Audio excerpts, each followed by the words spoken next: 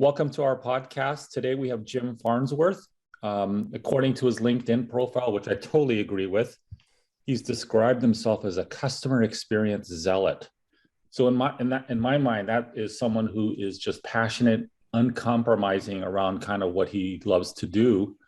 And in terms of what he's done, recently executive vice president at SYKES, president and chief executive officer at Conduit Global, EVP and managing director at Teleperformance, founded a company called VirtualWorks, was a senior vice president at Teletech, chief operating officer at Alpine.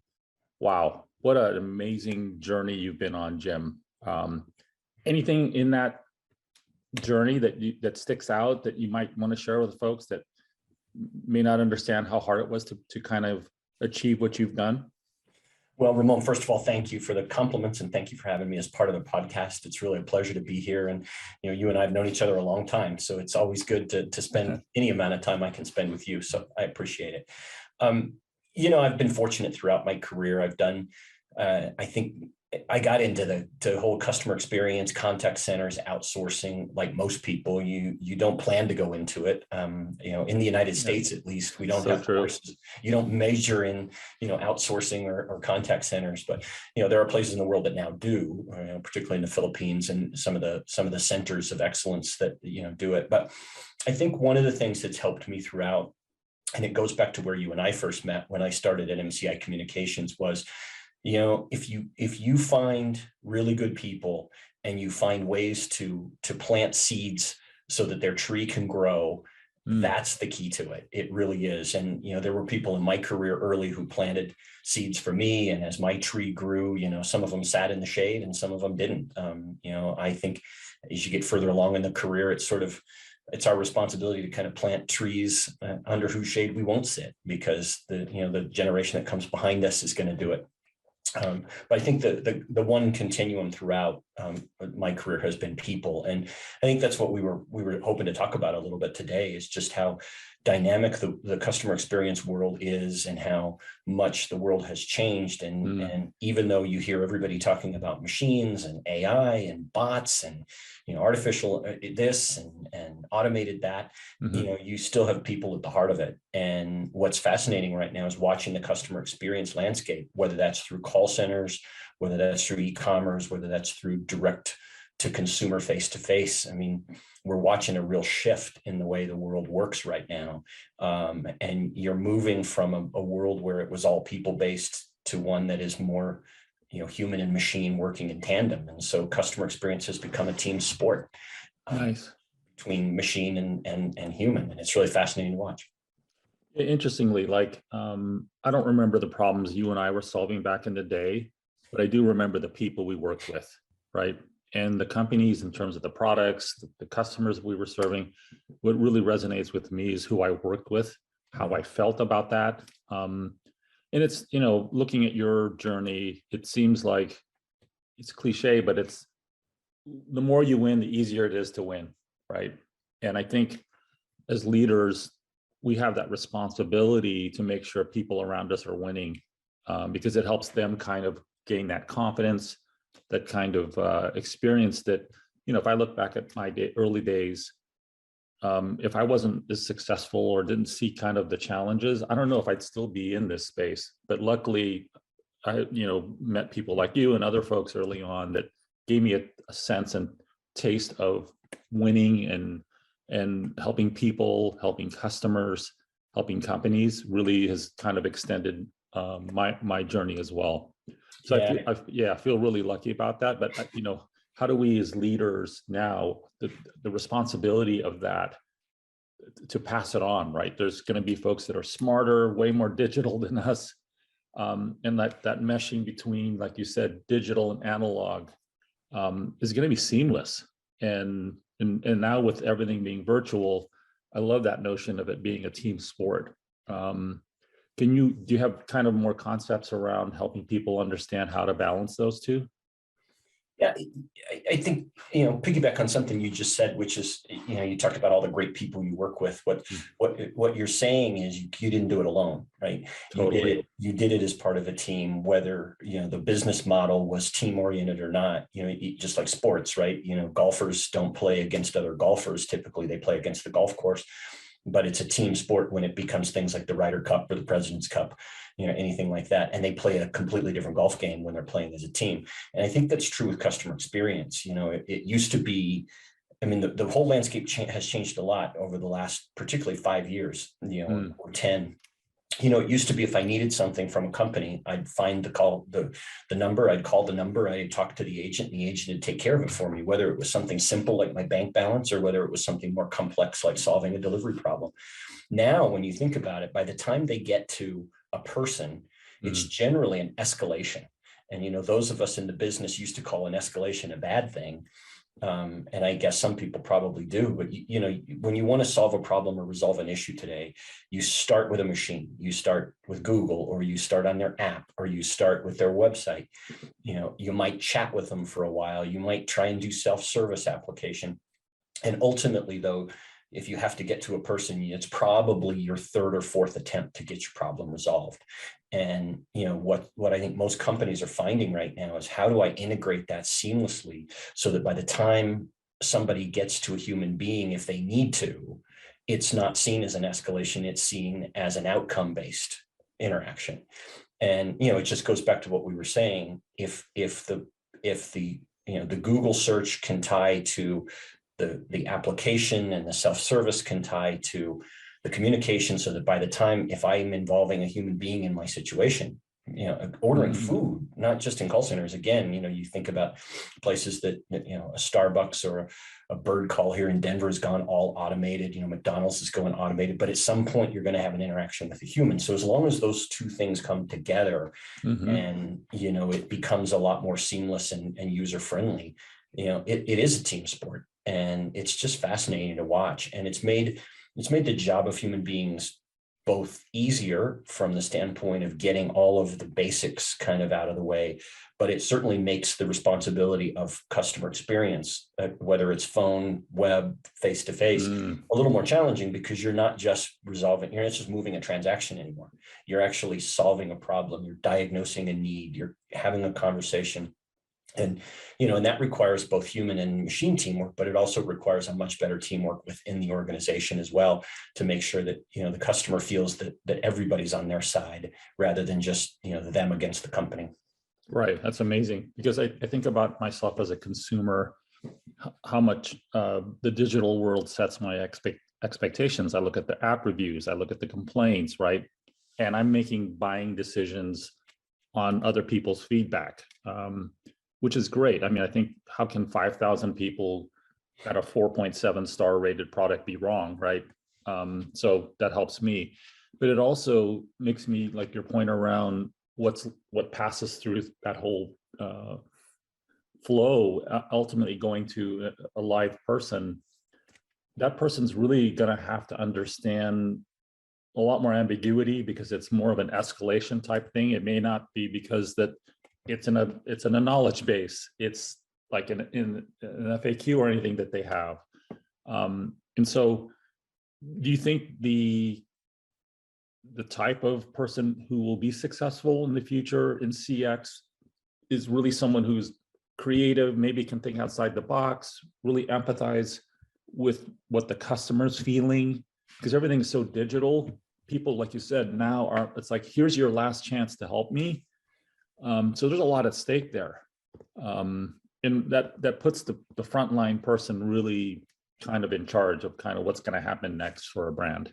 You don't know. You are 100% correct. I mean, I think, if you go back, and again, I keep making reference to contact centers because that's where you and I spent a lot of our career, but, we used to find what we call reps, right? And we use the word rep, and they were a representative who would take care of whatever you were asking. And generally it was relatively easy. And I'm not going to say very easy, I'm going to say relatively easy. So what's my balance? I was charged twice for something, can you process this for me? And relatively easy things that now machines do so much of, right? And so the skill set that we needed for that was you listen well, you have a nice demeanor, you've got good typing skills, you know, you can enter something. It was a relatively entry-level job with progression, of course, that went through it. You think about it now, though, by the time you get to a representative, right, which we now call associates or we call advocates or what have you, ambassadors, you know, it's a much different skill set, because you're not just saying, oh, let me look up your balance for you. You're saying, oh, you have a complex problem you need to solve, or you have a question about that product with the 5,000 reviews. Let me help you understand that product better. Let me help you, know more about it. But see, that requires selling skills, or it requires diagnostic skills. It requires probing to get to the right issue. It requires a much greater degree of patience and empathy and advocacy. It is a bigger job now. And so, outsourcers are going to be challenged not only by the wage pressures, but also by the pressures that come from how do I get to that type of a worker, as opposed to just somebody who's going to move a transaction from A to B. And that's true whether it's, again, contact center, web center, or shopping center. Even when you go into a store and they say, "Can I help you?" It's not just where are the blue shirts. It's I need this type of a fit, or I need this type of a size, or I'm trying to solve this type of a lifestyle problem. It's a different person, and that's why it's become hard to find them in this economy. Yeah, I'm reading a lot more about that. And on that point, I look at the continuum of CX being an art and a science, and the skills required around EQ and IQ as well. What does that mean to leadership? If I'm a lead, I'm a manager working in a virtual environment now, I've got high demand kind of issues coming from customers with their products. I've got health, minded folks who are really looking for a balance, meaningful work. As a leader, like, where am I on that continuum? Or is it, dynamic? You have to be good at everything now? What kind of pressure is out there, you think? I don't even know if it's a time pressure as much as it's a different EQ, to use your term, the term that you just referred to. Leaders are the people that make positive things happen. And, we often confuse leaders with managers. And particularly at team levels, foreman, or just think of the names we use historically: foreman, supervisor, yeah, that kind of thing, right? And so, people don't want to be supervised; they want to be led. And if you're going to have a higher skill, you're going to need to have more trust from your leadership. You're going to need to have more risk-taking from your leadership, especially in a virtual environment where they can't step over your shoulder. And so those are the EQ sides. What's going to happen, though, over time is we're going to have much more technology enablement within the supervisory ranks, where you've got the ability to process multiple data points about human behavior, human performance, workforce measurement. And how do I use technology or applications to be a smarter leader, right? Without having to micromanage everything people do. And again, the customer experience is becoming more outcome based than transaction based, and leadership of that's going to have to become more outcome based as well. And it's always nice for those of us that are in senior positions to say, I'm not held accountable to every inch of my day. I'm held accountable to what do I accomplish. And that's what I think we're going to have to push down as leaders to all levels of the organization. That's awesome. On that thread, but I want to kind of change the theme a little bit next with this question. There's going to be a lot of people who are moving up in the ranks, and they're going to look at you and they're going to say, wow, what an amazing kind of journey.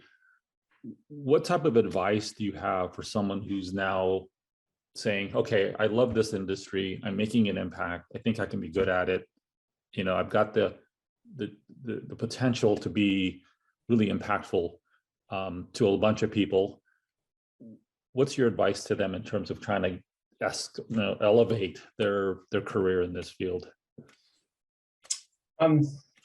Never assume that what is important to you is equally as important to the people that you work with or the people you lead, and create an environment where you can understand the differences in people's viewpoints, understand what their needs are, be more open-minded about the alternatives to the traditional way of doing things. It's fun to kind of look back, Ramon, over my time in business and say some of those things that, a couple decades ago, I would have put my foot down and said, never, never, never. And today I do, and it's amazing how we evolve with the times. And, if you're true to your principles and, you're willing to be open-minded, but at the same time decisive, I think over time, it works. It's a formula that works. You get your team to trust you while not running over you. You get your team to understand you and communicate with you without becoming a dictator. Those are, we often, I think, assume that everybody thinks the same way we do, or, what's important to me is equally as important to you, and it's not. So you got to balance that at all levels. It's not just the people that report to you or roll up in your organization. It's the people you roll up to and the people beside you. I think I've been fortunate to not be in ugly political environments very much in my career. There have been some, but I've been fortunate to not have them. And the most successful organizations are those that, listen, collaborate, and make a decision and move forward, even in the face of opposition sometimes. Yeah, that's so true. I think also too, in terms of what people see about their leaders through social media, LinkedIn, there's just a lot more transparency. And so when someone is deciding to work for a company, they have a lot more knowledge around kind of what the ethos of that company is. If they have a new lead or a manager, they have a greater understanding. So I think this whole notion of authenticity, being transparent throughout your entire kind of person. I remember, early on in my career that there could be leaders that were very successful at work, but really had challenges at home, right? It's like now that authenticity is 100%. It's got to be all in because everyone kind of expects that. What do you think in terms of how quickly things will change over the next few years? Are things accelerating for folks? And as a leader, how do I remain agile, nimble, and kind of, ready for those changes? I don't know. It seems like things are accelerated. I know COVID has made us do things that were probably going to happen 10 years from now and accelerate it in a shorter 2-year period. We've made the change. Doesn't mean we've made the transition.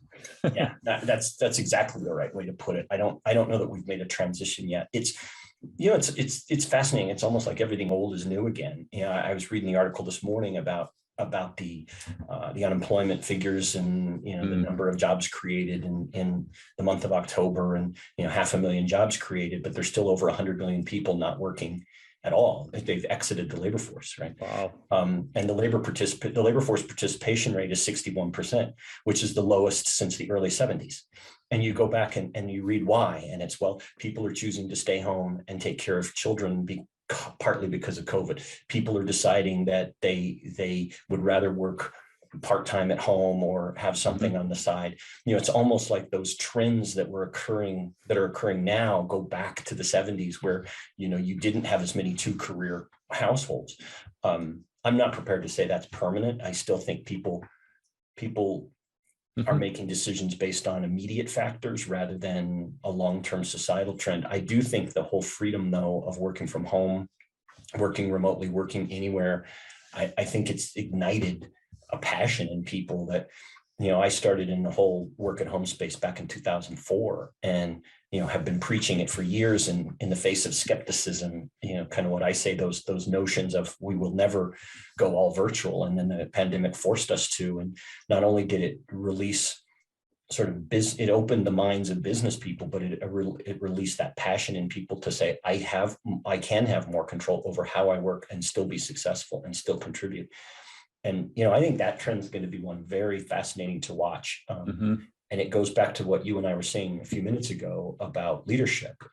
You're going to have to trust the people that work for you a lot more than you ever have in the past. Even the best leaders who are trustful have to open their mind a little more to say, how can I motivate this team? How can I lead this team better when I'm not face to face with them all the time, or when they're choosing to have more flexibility in their work life?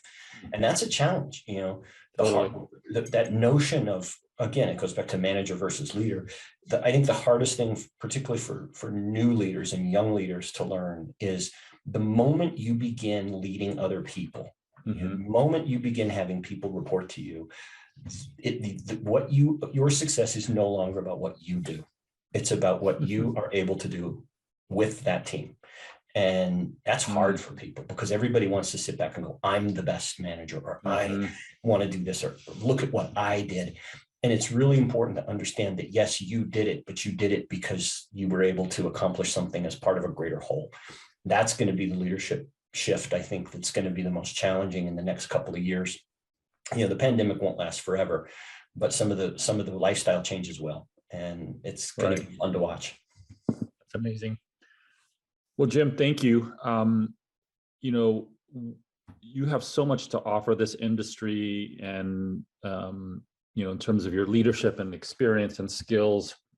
If we could look ahead maybe a year or two, where's your head at? What kind of impact, or where do you think you might be looking at in terms of making an impact? Yeah, it's go back and forth on that.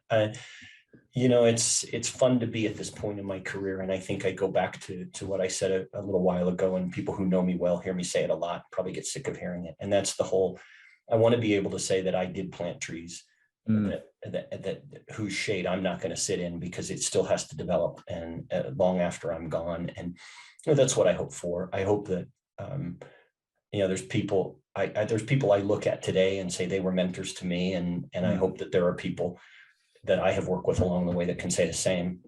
I'd like to believe that. I do believe it, because some have told me, but my hope, I guess, is there's somebody out there who I didn't know I was mentoring who can come back and say, I learned something from you.